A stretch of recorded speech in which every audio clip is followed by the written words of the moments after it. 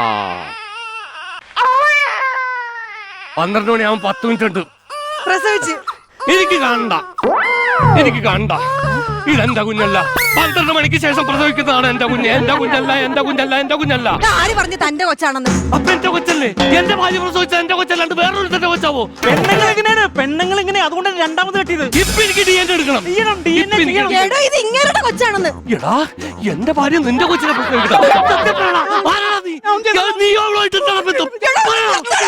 എടോ ഇത് ഇങ്ങേരുടെ ഭാര്യ പ്രസവിച്ച ഇങ്ങേരുടെ കൊച്ചാ.